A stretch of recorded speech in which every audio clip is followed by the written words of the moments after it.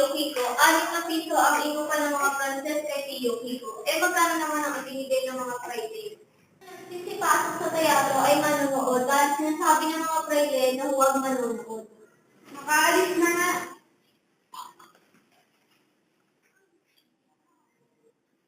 Mga sekretarya kaya huwag nanakaw. Ang hudya kay Kasutok. Kaawa-awang bayan.